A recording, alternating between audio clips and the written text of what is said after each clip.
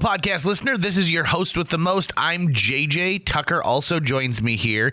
And in this episode, gosh, we're going to talk about airplanes. We're going to talk about donuts, homemade products, our favorite things from Halloween. And I've got a special message that only works if you listen to this episode the day it comes out to Wednesday. So sit back, relax, and enjoy this episode of JJ Meets World. Or don't relax. Be uncomfortable the whole time. And by the way, if you'd like to help support our podcast, visit jjmeetsworld.com where you can donate to our Patreon, pick up some killer swag at our merch shop, or click the link to Apple Podcast and give us a 5-star review. 1, 2, 3, 4. JJ Gordon, sort of like that Indiana Jones, in that he's always sniffing out his next adventure. Yes, he is. He's always interviewing guests so he can have them on his show and they can talk about pop culture, arts, and leisure. JJ has his flag unfurled and he likes his french fries curled, and he's fun and then he twirled as he goes to meet the world. He will march into the rain even if his ankle sprain. Take a peek inside his brain. This podcast is called JJ Meets World. Tucker, I got some good news for you. Oh, please. I need it. Do you remember all those JJ Meets World t-shirts I had? Yeah.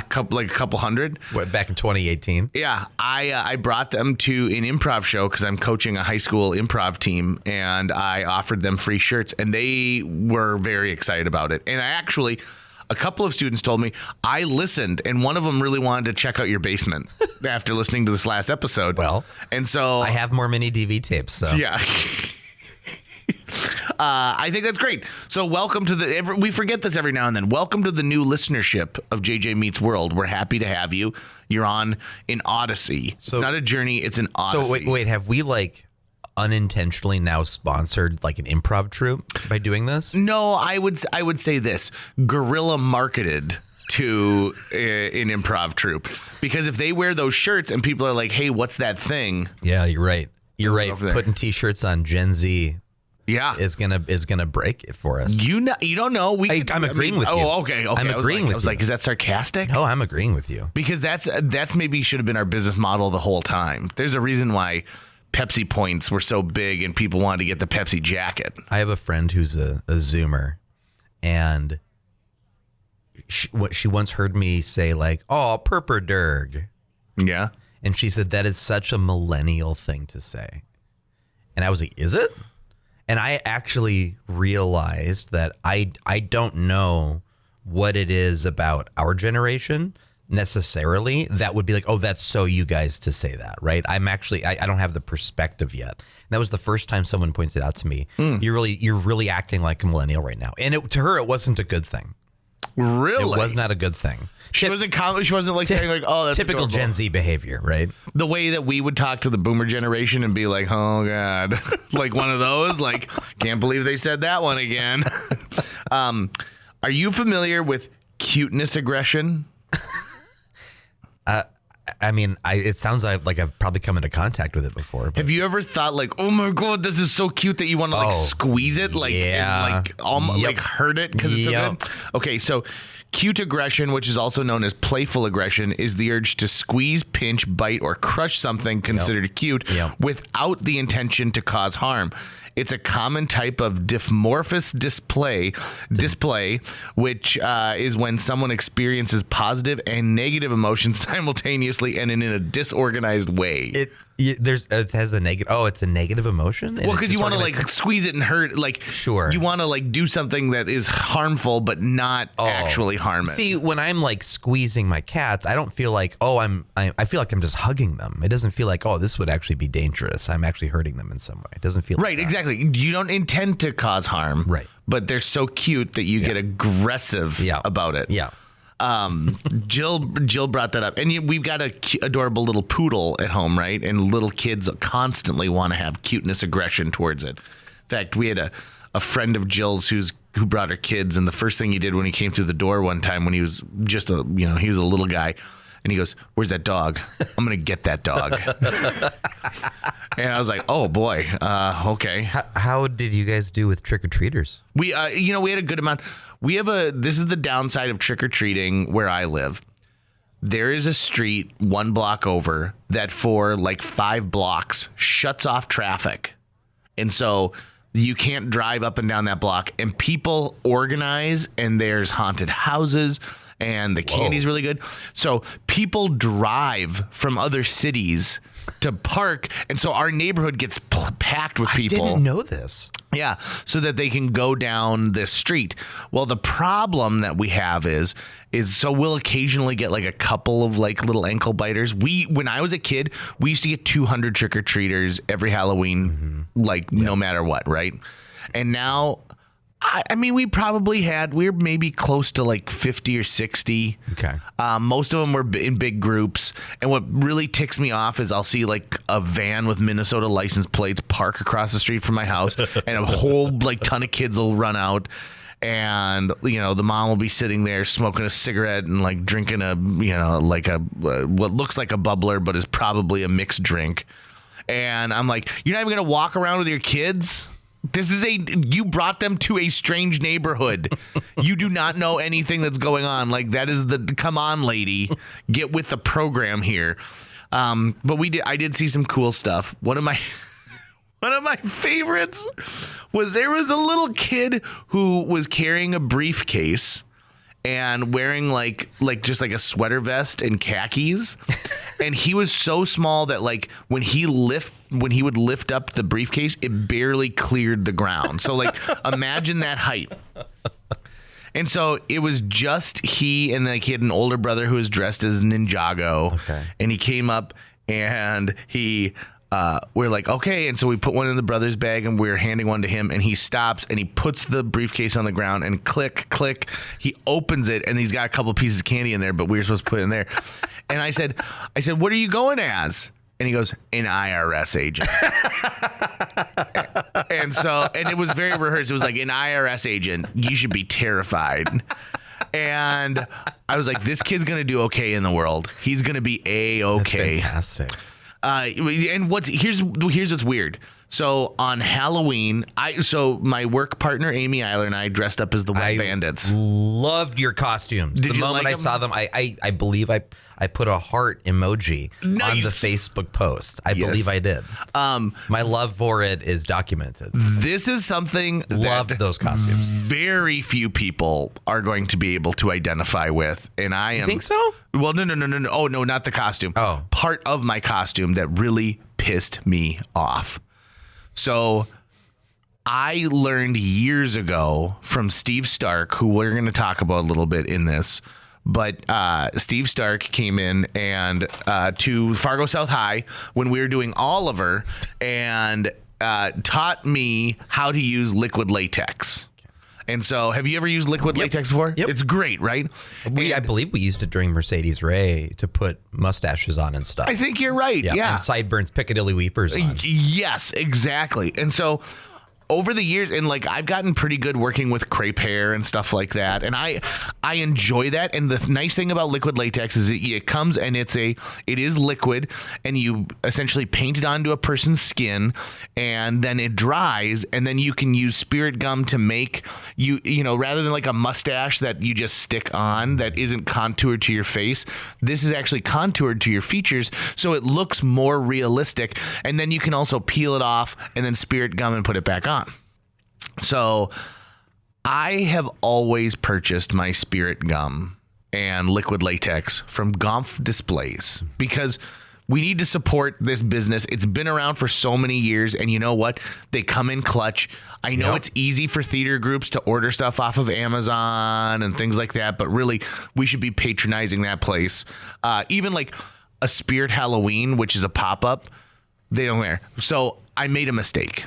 And I bought my liquid latex from Spirit Halloween and my Spirit gum from Spirit Halloween. You're going to find things at Gomp's that you will not find at Spirit Halloween. Agreed, 100%, right? So the liquid latex that Spirit Halloween sold me was garbage. It was awful. And I've never had stuff that dries so off color to a skin. Like the good stuff dries and it gets a kind of clear, like it's opaque, but it's still kind of clear. But it essentially matches your skin tone a little bit more. And so then you use spirit gum and you put on the hair and you build it out to the side so that you can't see it. Well, the garbage, awful liquid latex that I bought from Spirit Halloween dried to the color of masking tape. And I was putting this light brown hair over it, and there was no way. And so it was bad. It was bad liquid latex. And even when I peeled it away, it was friggin' awful. And their spirit gum, garbage. Horrible. I think they watered it down.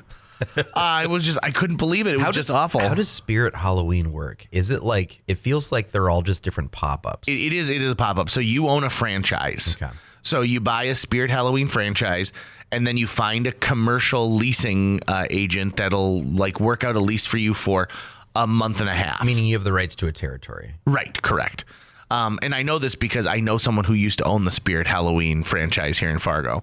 And you own it, and you give it it's your whole life for a month, right? Yep. You are running this Halloween store for a month, and there's big reward for it, huge reward, right? So if you can sell a ton of costumes, and I mean the costumes, it's like a fireworks place, right? They're all coming from a manufacturer overseas, and so something that you bought for $4, you're selling for $50. Yeah, and if you really go and look, most of the stuff isn't officially licensed merchandise. No.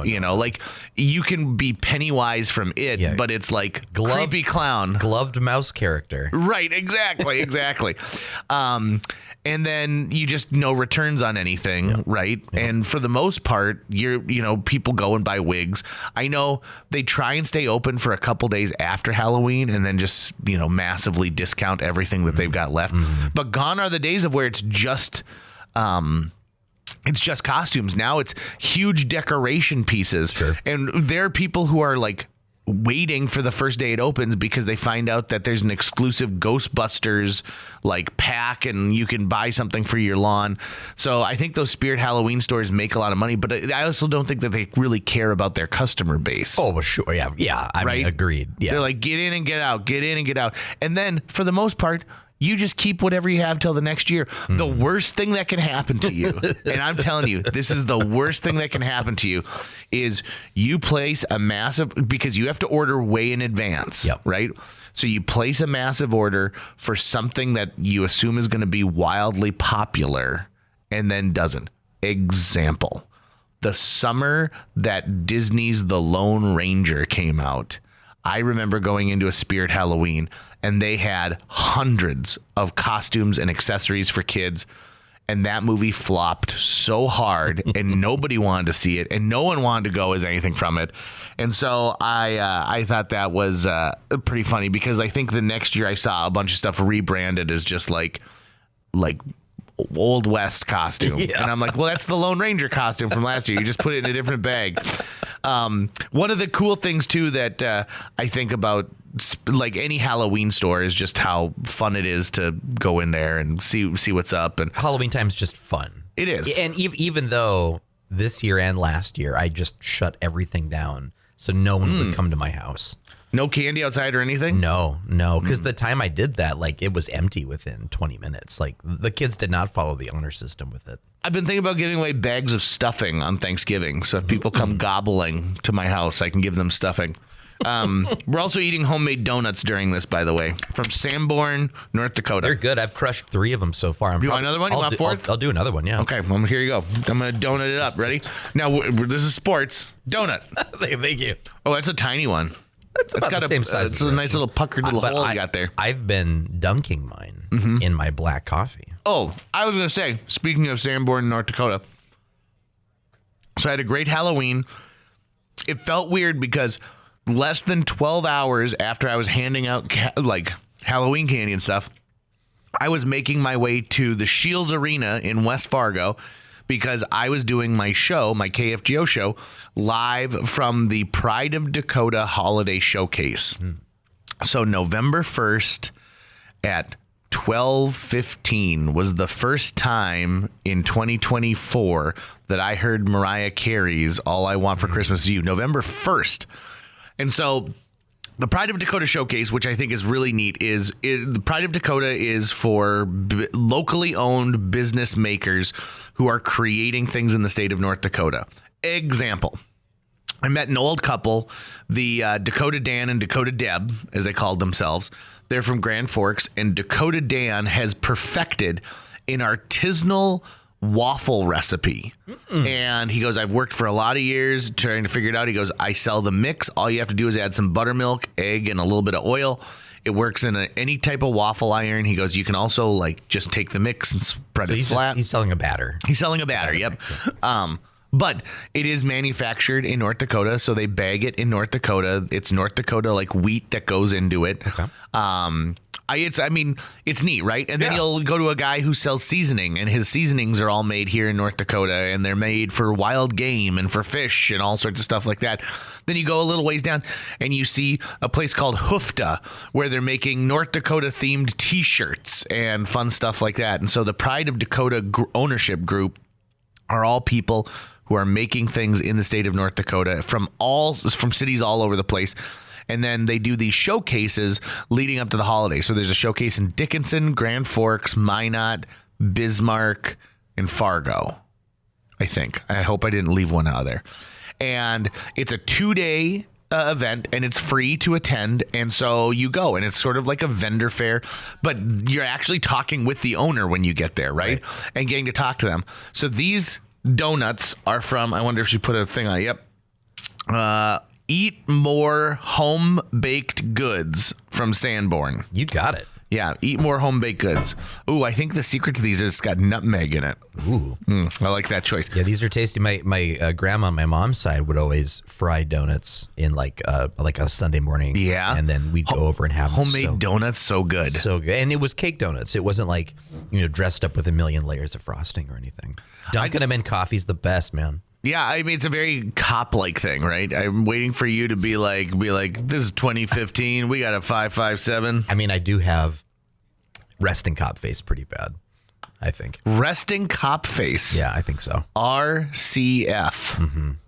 Yeah, I could understand that. Yeah. Actually, you know who's coming to the Shields Arena in, I think, April? Is that Segura? Yeah. Yeah. So I was looking at these giant, like, huge, because they use, like, the big Jumbotrons. The Shields Sports Arena, if you've never been there, is home to a hockey team. So they put panels over the ice so you can shop there. You can also shop on the concourse during Pride of Dakota. But so from where I was broadcasting, you were staring at the Jumbotron the whole time. I'm like, you should have just gone as Tom Segura for Halloween, because I pointed it out to Amy. I'm like, doesn't Tucker, she goes, look like Tom Segura? Yes. And I was like, I thought so too. I've thought that from time to time, a couple of times. Just not all the time, but every once in a while. He'll strike a pose. I'm like, oh, that kind of looks like me. Yeah, right. But now we're getting into, I mean, not holiday season yet, but it's definitely holiday season. I think once Halloween hits, it's holiday season. I mean, really, I would go so far as to say mid-October, when we're getting Halloween specials on TV. Then, I mean, if we do anymore, I guess I haven't watched TV in a long time. On streaming services, when you get Halloween specials are coming out. Then I think we're in the holidays, because to me, the holidays, it's the last 3 months of the year. Oh, interesting. Okay. Yeah.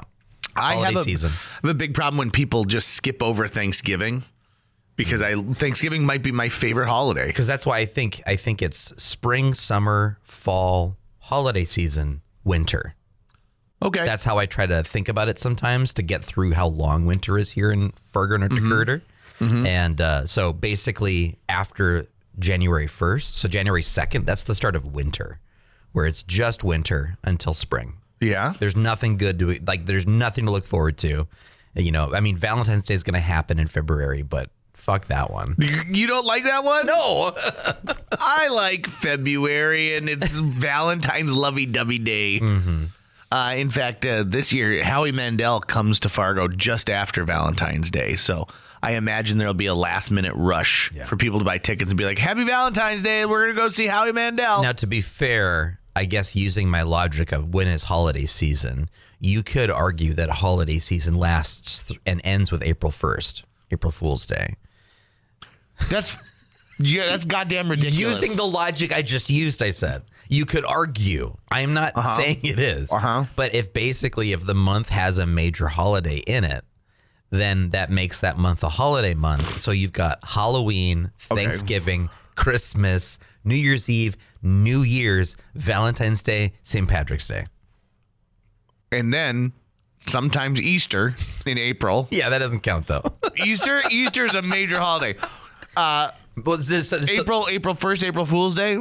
That's when it would end, I think. No, because by your logic, if the month has a major holiday in it, because then... Right, that's the last one. No, because May has Memorial Day in it, which would be the next month after April. Is that a major holiday? It is. You don't get mail on it. That's true. It is because there's sales that go on. So June is the end of holiday season. Yeah. And then it picks up again for the 4th of July and then dies down again for August, but then starts in September with Labor Day. So holiday season lasts for 10 out of the 12 months in the year. Yeah. I mean, we're in the heart of holiday season right now. Somebody at a major retail establishment, you need to hire Tucker Lucas because he's figured out your problem, which is you need to be looking towards all the holidays. And we need a few more major holidays to put on the calendar too, just to break, because you pointed out some empty spots. What would June be? What holiday do we want in June? June? Wakeboard Day? Yeah. Isn't Juneteenth now? Oh my God, I forgot Juneteenth. Juneteenth would be the June one. So now we just need to find something for August. Okay. August. The Tuesday of months. August, it's the only month that has a U in it, right? Nope. February. July. Yeah. Oh God, there's so many. June? Yeah. January? There's so many. I just named 3 or 4. There's so many. It's the only one that's got 2 U's in it. 2 U's. Hey, that's what it is. You use the 2U and it becomes a month where people who are single couple up. Right. It's a whole month dedicated to coupling up. 2 U's. 2 U's. And so think about it. If you are a restaurant, you are running promos all month long. We call that the fall planting. Oh. You want to couple up? It's like bears. You want to couple up right before you get to the cold weather so that you've got like a mate. Yeah, and you know what that happens, and if you celebrate fall planting, then in May you have a May harvest. Yeah. I like it. I like that's where it's at. So Jill and I have been talking about starting our family, and one of the aspects of it was... Well, you've missed August is already passed, right. So you have to wait now. And so we this has been a serious discussion, which is like, Jill, I don't want you to be extremely pregnant during the summer because I think that you would be miserable to be around. Like when it got hot, you would just be unreasonable. And so I was like, we got to plan around that. I would love a baby that's born born in late April, early May. Okay. Right? That's the perfect time. Yeah. You Sure. know? Because that way you're pregnant during the winter where you can be cozy and you don't have to worry about it. My knowledge of like what it's like to be a pregnant woman pretty much comes just from the movie. Let's not Father do of the this Bride now Part 2. because I don't want to be super annoyed at you in June. It'll take everything I have to be there for you and not say anything. I have found that is probably the skill I have worked on the most, which is not showing my true emotion in situations where it could be a potential disappointment to somebody else. I was with somebody recently who could not control their emotions. Really brought the mood down there. I was like, oh boy, this is, if anyone caught this, and there's no way they didn't, this would make everyone else feel like garbage. Yep. And that's not fair. That is not fair, and we shouldn't be doing that. And so I said, you know what? I'm going to temper this and not let people see it because I should process these things. And I'm not talking about I'm mad at them or they said something racist and I didn't step in and do something about it. I'm talking about if I've got disappointment, if I've got frustration, those are the things that I'm trying to not show so that I can kind of figure out, okay, what's the best way to deal with this? Yeah. And it can be difficult sometimes. It is. I have days where it does feel like I got out of the wrong side of the bed that morning. I'm just grouchy for whatever reason. And I'm old enough now where I can at least recognize it. And they go, okay, you know what I'm going to do? I'm going to try to stay away from people as much as I can today because they don't deserve to be around me when I'm like this. Yeah. Right. And when they are, I'm going to stay on my absolute, just keep a lid on it as best I can.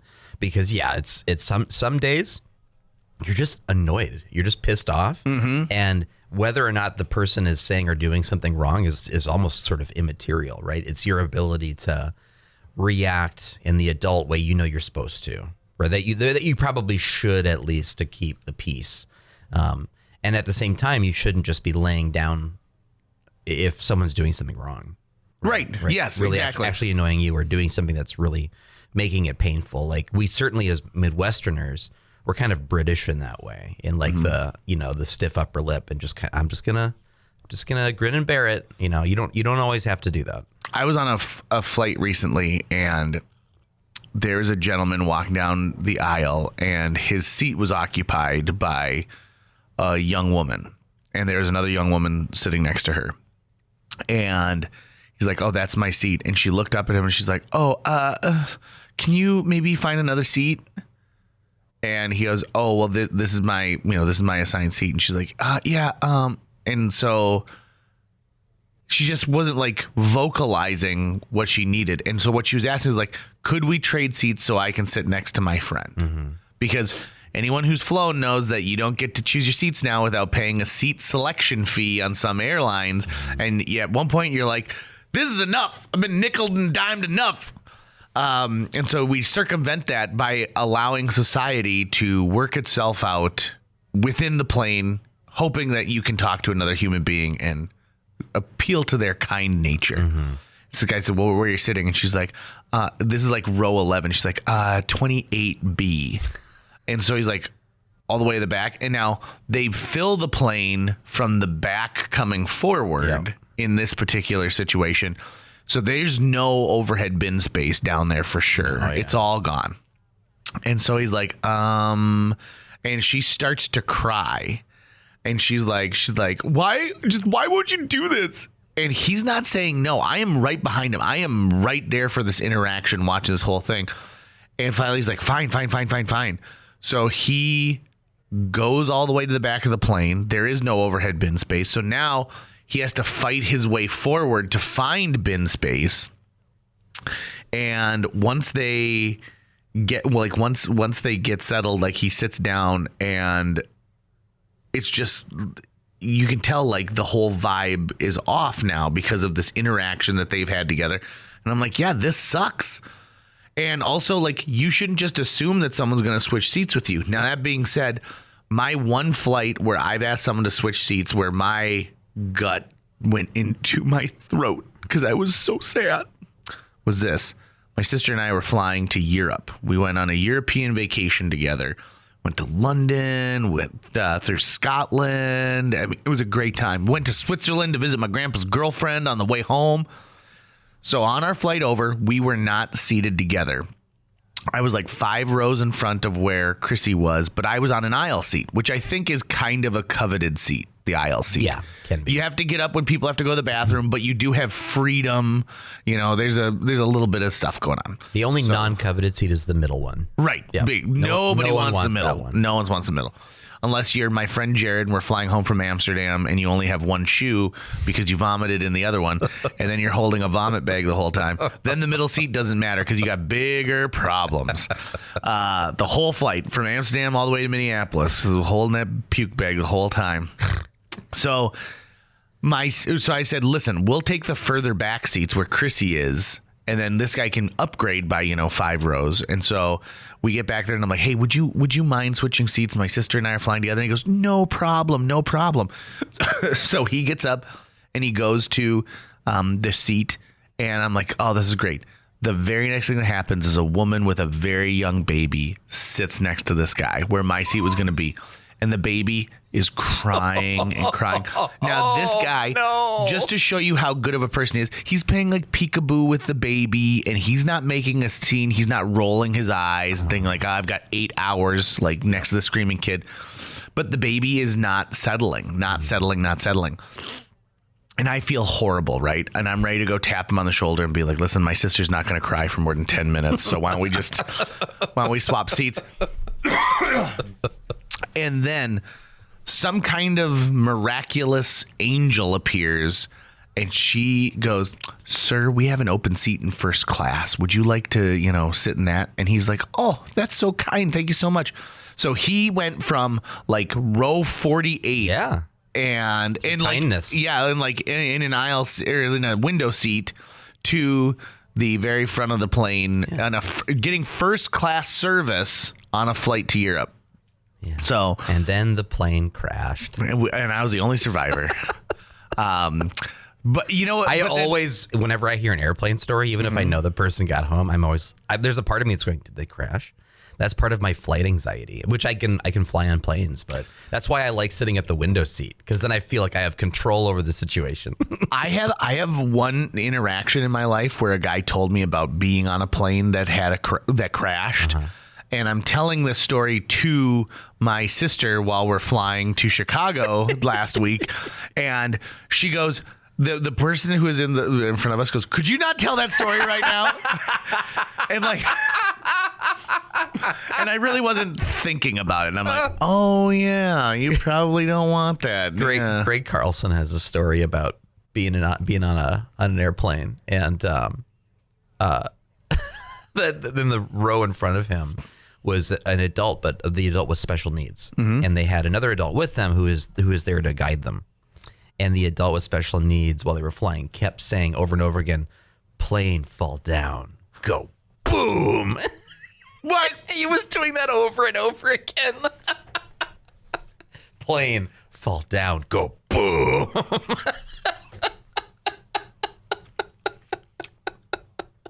I was on a plane with a friend of mine who was in a bad breakup, and he was going through a lot of emotions, and he kept checking his phone to see if his ex-girlfriend texted him. And this is an era where like you do not turn your phone on in a plane. Is this the Bard? The Bard? The Dungeon Master? Oh, no. Okay. So we get reprimanded by the flight attendant who comes back and says, you can't use your phone on the plane. Could you please turn that off? And he was like, fine. So he turns was it off. The Warthog? It was Dustin. I'll just throw it out what it is. It was Dustin. And we were on a flight to Las Vegas where his parents were going to pick us up. And essentially he needed I was shepherding him to his family, more or less. I should have assumed it was him. Yeah, right. the privilege of, oh, come on. Right. So he gets caught a second time and she goes, I'm not going to tell you again. Turn that phone off. You're not allowed to have the phone on. And this is like maybe 2 years after the events of 9/11. So like they were taking airplane safety, very seriously. She comes back a third time and she gets right in his face and she goes, if I come back one more time, I will tell the captain to make an emergency landing where you will be placed in federal custody. And if you don't think I'll do this, you test me. And I was like, damn. And so I take the phone away from him and I said, here, and I give it to her. And I was like, we'll collect this at the end of the flight.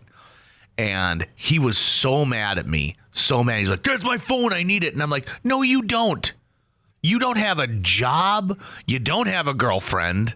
Like, there's nobody who's relying on you for anything. You do not need a cell phone right now. You do not. And so he's like, well, what am I supposed to do? And I handed him a Sky Mall catalog. Yep. And I'm like, there you go. Or the in-flight magazine that Allegiant puts together. You can read all about Tallahassee. Maybe we should plan a trip there. I can just sit on an airplane. Oh, God, I can't. I can. Ugh. I can just stare out the window. I got a hot tip for you. Now, you don't keep a case on your phone? Yeah, I do. Oh, do you? Yeah. Okay, show me your phone. Let me see your phone. Okay. So Chrissy showed me this tip. You take your phone out of your case. And so like the cases that Tucker and I have are kind of like little like skins, I would say, right? Like, so it's a little skin.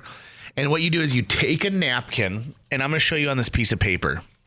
Okay. And you fold the napkin so it's long. Okay. You put the napkin in the case, and then you put your phone in so that the phone like kind of squeezes the napkin in there. Okay. And then you take the top part of the napkin, drape it over your tray table, and then relock it in, and it hangs there for you. Okay. So you don't have to hold your phone if you're watching content. That's smart. So you don't read or. I mean, I will usually read or do something at some point, but it's for the most part I just kind of zone out, just like stare forward, stare out the window usually if I have a window seat. Yeah, go into my head. That's what Jeff Garland did on the Curb Your Enthusiasm show. Do you relate to that episode? I can do that. You bring a magazine? Nope. I just sit. Yep, I can do that. But I'm just going into my head. I'm just like thinking about things and just, all right, that's what I'll do. Like yesterday, I just sat in my house and just thought about the shelves I want to build today. Uh-huh. And I rebuilt them in my head like 20 or 30 times and like refigured out how I wanted to do it. And I can just kind of sit there and do that. And then like an hour has passed and I go, oh, okay, cool. So I can do that on an airplane. That was one of the things, that was my superpower as a kid, was that I was never really bored. Because like if my parents had to take me, we got to go run these errands, you're just going to sit in the car. I'd be like, okay, I'm in Narnia. So I'm totally good. There's that phrase, there's no such thing as boredom, only boring people. Mm-hmm. That's not true. It is true. There are things about that just can be boring and tedious. That's true. And it's like you watch a clock and it's like 3:05 and you like force yourself and you're like, it's got to be like 3:30 now, and you look it up and like 3:08. That's the kryptonite, is when you have to focus on something that is actually boring, right? When you can't just play in your head, when you have to be like, hey, I have to read this fucking training brochure for whatever. Have you ever been on a flight that has like the flight tracker information on it, right? And you watch the little plane and it shows your destination and where you're at, and you're like, and you drift off to sleep and you kind of snore yourself awake a little bit and you look up at it and you're like, what the fuck? See, now that's something I can't do, is sleep on an airplane. What? I can't sleep on an airplane. I can't sleep really sitting up. What? Anything. Yeah, no, I've never fallen asleep on an airplane. Just can't.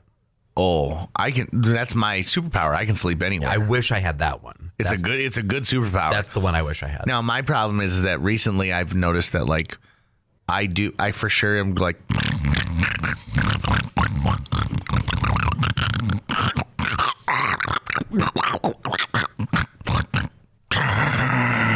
the podcast title right there. Oh, I can't wait to see that. Okay, well, I hope that everyone has a great week. As a quick little wrap up to this, the next time you hear JJ Meets World, we will have elected a new president. Yeah. And I know that right now in our country, times are turbulent and there's more hate than there is love when it comes to politics. And I'm not going to tell you who to vote for.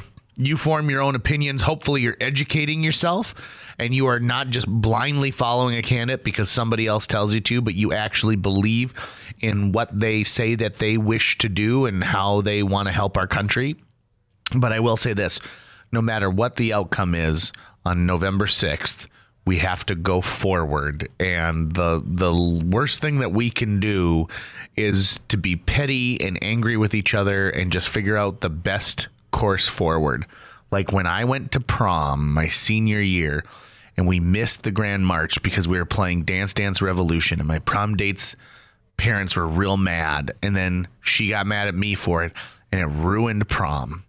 We don't want to ruin our nation like prom got ruined. Sometimes you just got to kick back and be like, let's all dance to Footloose. That's going to wrap it up for today's show. If you enjoyed this episode and would like to help us continue to produce new episodes each week, visit jjmeetsworld.com, where you can donate to our Patreon, pick up some swag at the merch shop, or follow our link to Apple Podcasts and leave us a 5-star review. You can also follow us on social media. We're on Facebook, Instagram, Twitter, YouTube, all the sites the cool kids are using these days. JJ Meets World is produced every week by Tucker Lucas. You can find out more about Tucker's work by visiting moonbasemaria.com. If you want to get in touch with your host with the most, check out linebenders.com, where you can find direct contact info for JJ or booking information. when it comes for voting for president, I always write in the only person who I think could make this country better, and that's Porky Pig.